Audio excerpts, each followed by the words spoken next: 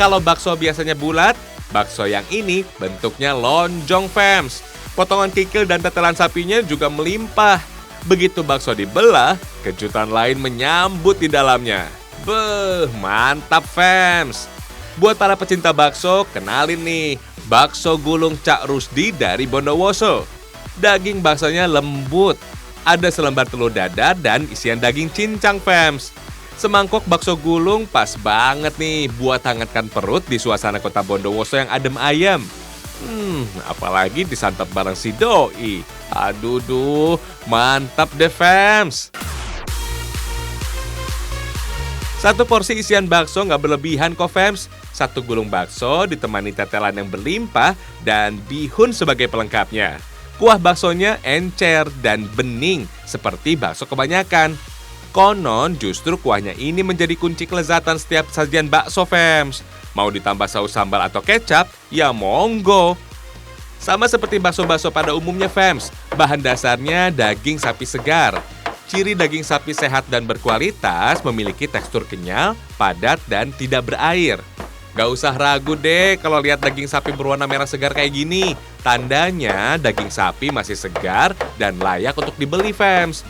Daging sapi yang layak konsumsi juga harus memiliki aroma segar yang khas. Tapi hindari ya kalau daging sapi udah berbau aneh, amis, apalagi busuk. Untuk isian bakso cukup cincang kasar daging, fams. Mau cara manual begini? Boleh.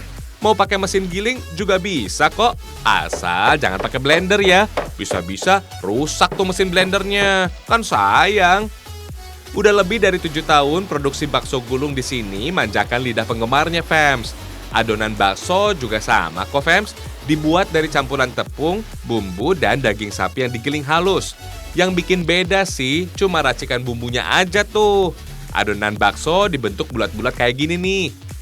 Bulatkan juga isian daging cincang kasar, fams.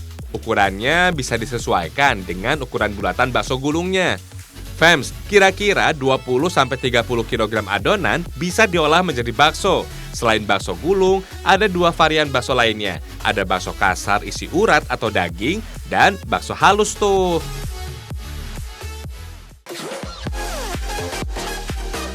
Kita buat bakso dagingnya dulu yuk. Caranya, ambil adonan bakso seukuran kepalan tangan. Lalu diremas sampai dengan adonan menjadi bulat. Fams, adonan bakso yang bagus dan kenyal akan mudah dibentuk bulat. Tinggal masukin isian daging cincangnya aja nih. Terakhir, cemplungkan bakso ke dalam air hangat. Menurut sejarahnya, bakso berasal dari negeri Tiongkok, fams. Dalam bahasa Hokkien, bakso berarti daging yang digiling. Konon, bakso tercipta di abad ke-17 sebagai wujud bakti seorang anak bernama Mengbo. Mengbo sangat prihatin melihat ibunya yang sudah tua dan gak bisa makan daging kegemarannya. Saat melihat tetangganya yang lagi menumbuk beras, Mengbo jadi kepikiran untuk menumbuk daging hingga halus. Kemudian daging dibentuk bulat kecil dan disajikan dengan kuah kaldu, sehingga ibunya mudah menyantapnya. Sejak saat itulah, fams, kelezatan bakso menyebar hingga ke Nusantara oleh para pedagang Tiongkok. Seiring berjalannya waktu, varian bakso lain mulai muncul, seperti bakso gulung dari Bondowoso ini, fams. Cara bikinnya, bakso gulung tinggal digulung aja, lalu dipipihkan. Untuk isiannya ada selembar telur dadar. Isian daging cincang juga harus dipipihkan, lalu tumpuk jadi satu. Tinggal lipat dan gulung aja, fams. Simpel kan? Sebelum disajikan, bakso gulung direbus dalam air kaldu. Mantap deh pokoknya. Fams, pelopor bakso gulung dari Bondowoso sudah eksis lebih dari 7 tahun yang lalu. Dalam sehari, ratusan bakso gulung bisa ludes di serbu pembeli. Kalau mau coba, silakan datang ke daerah Traktakan, Kabupaten Bondowoso, Jawa Timur. Cukup bawa uang Rp20.000. Udah puas makan semangkok bakso gulung dengan tetelan dan kikil yang berlimpah. Dijamin puas deh.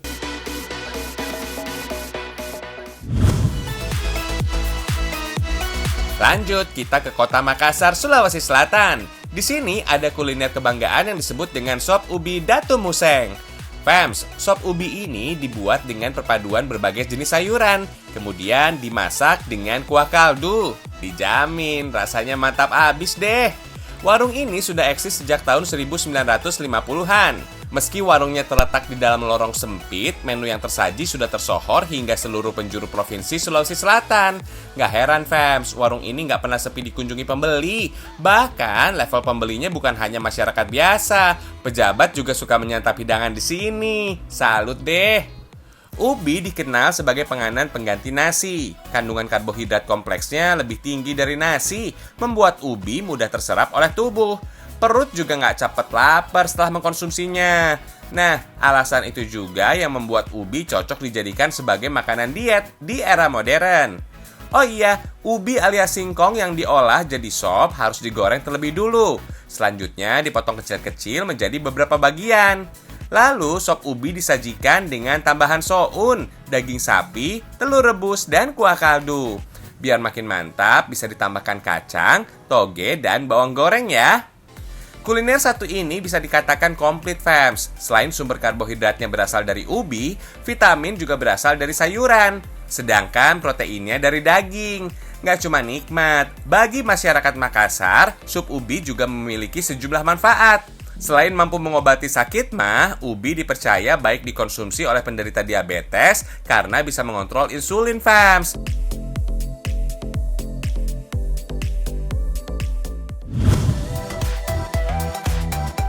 Ubi alias singkong juga nikmat loh dijadikan camilan. Kebanyakan bahan utama ubi diolah menjadi makanan tradisional. Misalnya keripik singkong, tiwul, getuk, combro, dan misro.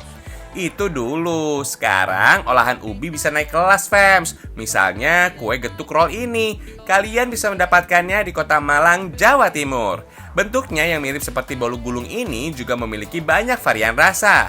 Mulai dari rasa susu coklat, keju, taro, kacang, dan masih banyak lagi. Oh iya, nggak semua jenis ubi bisa dibuat aneka kudapan ya. Kalau untuk getuk roll ini hanya jenis ubi tambak urang yang paling cocok dipakai. Ubi jenis ini biasa diambil langsung dari para petani di Kecamatan Pakis, Kabupaten Malang. Saat dilihat dari bentuknya sih masih mirip kayak ubi atau singkong pada umumnya. Tapi ubi tambak urang ini memiliki tekstur lebih lembut daripada ubi lainnya. Singkong yang sudah direbus kurang lebih 2 jam, selanjutnya digiling fams. Setelah teksturnya lembut, campur ubi dengan vanila, susu, butter, dan gula. Menurut sejarahnya, ubi sudah dikonsumsi sejak zaman penjajahan Jepang fams. Saat itu, beras sangat sulit didapatkan karena harganya yang lumayan mahal. Karena ubi mudah didapat di kebun, maka masyarakat kelas bawah mengolahnya sebagai bahan pengganti makanan pokok. Hingga suatu saat dibuatlah getuk sebagai inovasi olahan ketela. Tujuannya sih biar orang-orang nggak bosan mengkonsumsinya. Sekarang inovasi getuk ini cukup laris di kalangan turis yang berkunjung ke Kota Malang.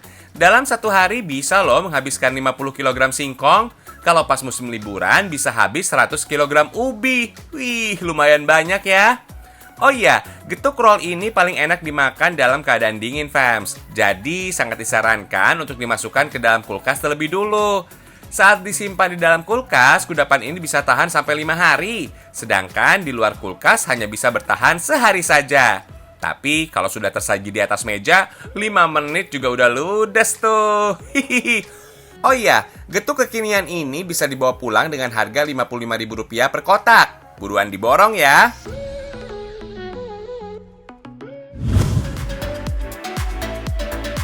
Sajian yang satu ini bisa banget ya dijadikan menu santap siang. Pilihannya juga banyak. Ada iga bakar, bakso, sampai sate. Kok dibuat pakai kuas lukis sih? Healah, ternyata makanan ini hanya replika, fams. Hampir aja ketipu. Hihihi. Biasanya replika makanan ini dipesan oleh para pelaku bisnis di bidang kuliner untuk menampilkan sajian makanan yang mereka jual. Tujuannya jelas untuk menarik minat pembeli, fams. Tapi gimana nggak bikin lapar ya? Bentuknya aja mirip banget dengan kuliner aslinya. Di Kota Bandung ada salah satu usaha kreatif yang khusus membuat berbagai macam replika makanan kayak gini. Nah, Kak Shumeirati Rasyando atau yang akrab disapa Yoyong ini konon menjadi pelopor dalam pembuatan replika makanan berbahan dasar clay di Indonesia. Keren ya? Namanya juga replika, itu artinya makanan tiruan ini harus dibuat sama persis dengan makanan aslinya. mulai dari segi warna, ukuran, sampai bentuknya. Misalnya bakso ini, fams. Dari bahan dasar resin dan clay, adonan tiruan bakso diaduk dengan mesin khusus, fams. Biar tampilannya sesuai dengan aslinya, bakso diletakkan di dalam mangkuk, kemudian ditambahkan kuahnya. Nah, kuah inilah yang terbuat dari resin dengan tambahan pewarna makanan. Biar makin sedap, bisa ditambahkan seledri, bawang daun, dan juga bawang goreng. Semuanya juga dibuat dari bahan clay ya. Oh iya, clay yang digunakan untuk membuat replika makanan ini adalah jenis air dry clay, atau biasa dikenal dengan nama clay Jepang dan Korea. Karena butuh ketelitian dan proses pembuatannya yang tidak mudah, replika makanan dari bahan clay ini dibanderol cukup mahal, mulai dari 450.000 hingga jutaan rupiah.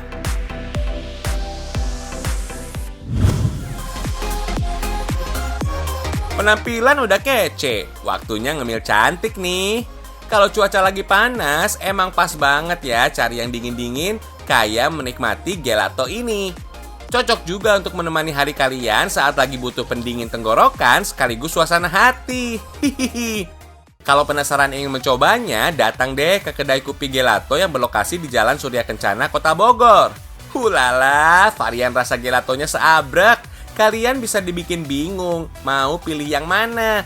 Dari 15 varian rasa gelato di sini, satu varian yang rekomen dan unik adalah rasa durian. Gelato di sini dikenal creamy banget. Anyway, kalau kalian pikir gelato adalah jenis lain dari es krim, 100% salah. Serupa tapi tak sama. Es krim berasal dari Tiongkok, bahan bakunya dari susu, tepung, gula, dan es. Sementara gelato asalnya dari Italia, fams. Dibuat dari krim, susu cair, sampai susu bubuk. Nah, bahan ini yang menjadi kunci kelembutan tekstur gelato. Cara bikinnya juga masih homemade. Oh iya, gelato made in Bogor ini juga nggak pakai telur dan nggak pakai gelatin sama sekali. Dari dulu sampai sekarang, gelato dikenal sebagai cemilan. Tapi sebenarnya, sajian ini termasuk hidangan mewah yang kerap hadir dalam momen spesial para bangsawan di Italia, seperti pernikahan. Soal varian rasa, gelato made in Italia identik banget sama 4 varian klasik. Ada coklat hazelnut, vanilla and chocolate chip, lemon, dan kacang pistachio. Beda lagi sama gelato buatan Indonesia. Varian rasanya nggak jauh-jauh dengan kearifan lokal, seperti King of Fruit durian ini. Nah, udah hampir jadi nih, tinggal dimasukkan ke dalam mesin khusus. Di dalam mesin ini, adonan akan diputar dengan kecepatan lambat, agar udara yang masuk sedikit. Jadi bisa menghasilkan gelato yang lebih padat. Nah, itu sebabnya tekstur gelato menjadi lebih padat dari es krim ya. Kalian pecinta gelato, ikut tim yang mana nih? Tim cup atau tim cone? Mau tim cup atau tim cone, dua-duanya tetap enak kok. Hahaha. Harga gelato di sini cukup terjangkau, fams. Mulai dari 20.000 sampai 30.000 rupiah saja. Rasanya dijamin nendang di lidah. Karena dibuat dari campuran krim, kandungan lemak dalam gelato lebih rendah. Otomatis, kudapan ini cocok disantap oleh kalian yang sedang menjalani program diet. Oh iya, karena dibuat dari susu dan suhu yang rendah, gelato jadi gampang mencair. Nah, ini nih ngebuktiin kudapan ini punya kualitas dan kelembutan yang nikmat.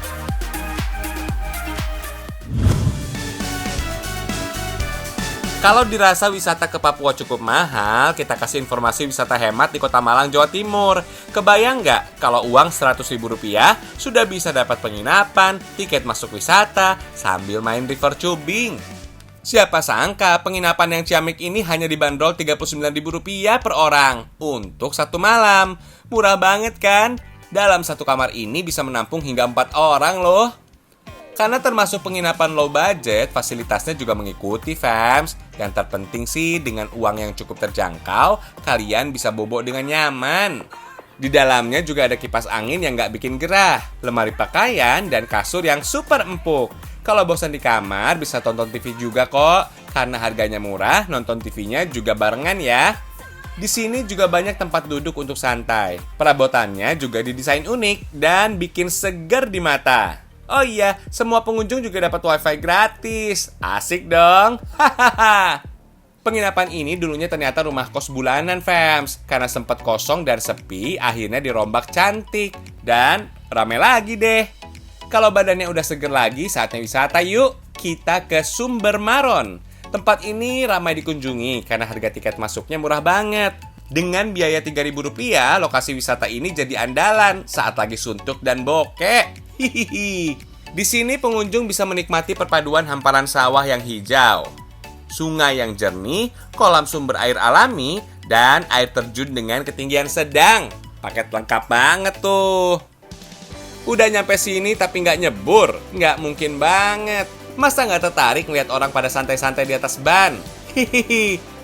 Eits, titip barang-barang dulu ya. Satu buah loker ini bisa disewa dengan harga Rp5.000.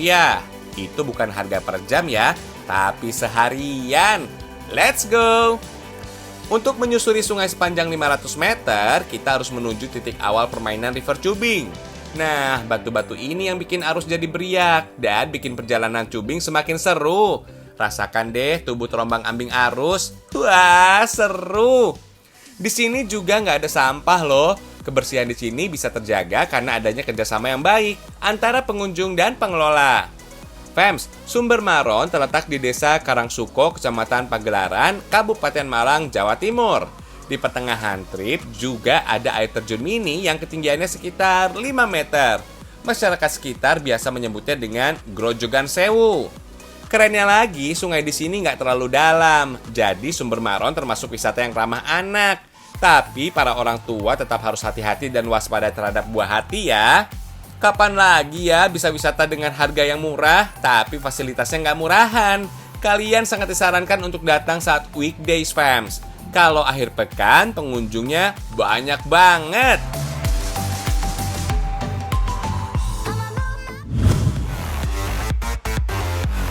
Wah, keren ya. Ini bukan di Bali, Lombok, atau bahkan Raja Ampat. Keindahan bawah laut ini terletak di salah satu pulau di ujung paling baratnya Indonesia, Pulau Rubiah. Fams, Pulau Rubiah adalah salah satu dari 5 pulau yang ada di Pulau W alias Pulau Sabang, Aceh. Pulau Rubiah ini terletak di pesisir barat laut Pulau W. Kalau dari pantai Iboi, jaraknya hanya 350 meter dan bisa dijangkau dengan kapal, nggak lebih dari 10 menit. Kalau kebetulan lagi berkunjung ke Aceh, Pulau Rubiah menjadi lokasi yang wajib dikunjungi buat para pelancong. Pulau ini terletak dengan pesona taman laut yang menakjubkan. Nggak heran banyak yang menyebutnya dengan surganya keindahan laut. Kalau sudah diiming-imingi cantiknya bawah laut Pulau Rubiah, haram hukumnya kalau nggak snorkeling atau free dive. Hihihi. Kalau sudah di laut kayak gini, berasa bebas bergerak dalam akuarium raksasa dan bermain bersama ikan-ikan kecil tanpa ada dinding yang membatasi. Nggak usah takut bakal dipatok sama ikan. Di sini ikan-ikannya jinak banget. Mereka sudah terbiasa diberi makan oleh wisatawan. Saat nyemplung ke laut, kalian harus siap-siap dikerumuni ikan-ikan cantik. Asik ya? Oh iya, di pulau ini ternyata juga ada beberapa spot keren untuk foto bawah laut. Di kedalaman lebih dari 3 meter, kalian juga bisa melihat mini Tugu 0 km.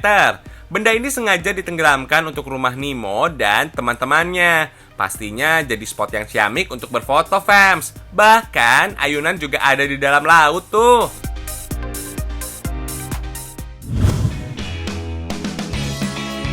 Setelah berkunjung ke pulau paling baratnya Indonesia, sekarang giliran tanah Papua yang gak mau kalah menampilkan keindahan alamnya. Dari 4 pulau besar di Kabupaten Raja Ampat, Pulau Misol wajib kalian kunjungi. Di gugusan pulau ini, pengunjung bisa menemukan danau ubur-ubur, sama seperti yang ada di Pulau Kakaban, Kalimantan Timur. Ubur-ubur ini tanpa sengat, jadi kalian bisa bebas berenang dan bermain-main bersama mereka. Hihihi. Danau dengan ubur-ubur di dalamnya jumlahnya sangat terbatas di dunia. Tapi di Indonesia punya lebih dari 6 danau ubur-ubur tanpa sengat loh. Selain di Pulau Misol dan Kakaban, ada juga di Togean, Flores, dan beberapa danau lainnya. Kalau di tanah Papua sih punya sekitar 3 hingga 5 buah danau serupa, tapi yang bisa diakses baru 3 saja. Di antaranya Len Makana, Karawapu, dan yang di dekat kawasan Tomolol ini. Di antara ketiga pulau tadi, Danau Len Makana yang paling sering dikunjungi oleh wisatawan. Dulunya sih danau ini menjadi yang paling favorit karena jumlah ubur-uburnya cenderung lebih banyak. Tapi beberapa bulan terakhir jumlah ubur-uburnya berkurang drastis. Meskipun jumlahnya masih tergolong banyak, kalau kita nggak menjaga mereka, bisa-bisa jumlahnya terus berkurang. Apalagi danau ini termasuk danau purba yang terbentuk sejak jutaan tahun lalu. Oh iya, sebenarnya sengat yang ada di tubuh ubur-ubur ini nggak sepenuhnya hilang. Hanya saja sengatnya melemah setelah berevolusi jutaan tahun lamanya. Salah satu penyebabnya tidak adanya predator di wilayah danau air asin yang tertutup. Karena jarang digunakan, makanya senjata yang mereka miliki tidak sangat menyengat dari ubur-ubur yang ada di lautan lepas. Kurang lebih ada 4 jenis ubur-ubur yang hidup di sini. 2 jenis yang paling banyak yaitu ubur-ubur totol atau Mastigias cf Papua dan ubur-ubur bulan atau Aurelia aurita yang transparan. Cantik banget ya.